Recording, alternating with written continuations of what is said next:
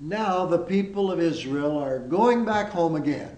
They had spent 3 generations in exile under the Babylonians from 586 BC until about 520 BC.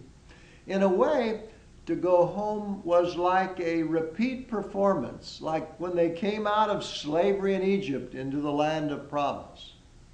Now the Hebrews were going back again, a second re-entry. Now, reconstructing the temple and, under Nehemiah, rebuilding the walls and the city of Jerusalem. But the mood was different this time.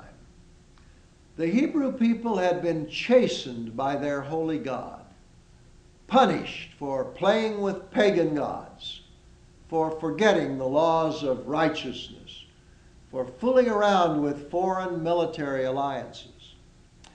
Now they were to be a God-fearing, monotheistic, righteous, covenant people who had been in slavery and now were back home again. In Psalm 137, they remembered exile. By the waters of Babylon, there we sat down, and there we wept. On the willows there we hung our harps. They couldn't sing there. No songs in Babylon. But now they could sing God's praises again and try to live righteous, God-fearing lives. They wanted to be like a tree in the desert, roots deep in the waters of God's grace and love. Why did Ezra insist that they divorce and abandon their foreign wives?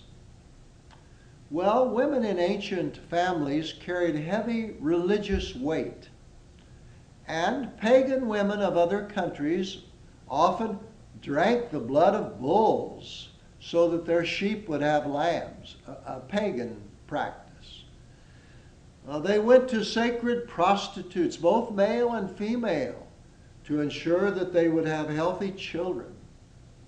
They did not know or keep the Jewish food laws, the Sabbath laws, even the rule of circumcision.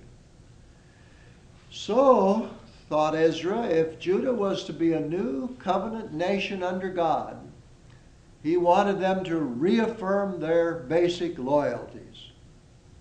Remember Solomon with his countless foreign wives and concubines with their many gods and goddesses had helped lead them astray. It was time now to try again to be an obedient people. Don't you just love the Proverbs? A part of wisdom literature. The Proverbs have much to teach us even today. Wisdom is often described in the Proverbs as a lady. My child, she speaks, do not despise the Lord's discipline. Happy are those who find wisdom and get understanding. Wisdom is more precious than jewels. She's a tree of life. The Proverbs teach faithfulness in marriage, not adultery. Integrity in speech, not lying. Honesty in business, not deception or fraud.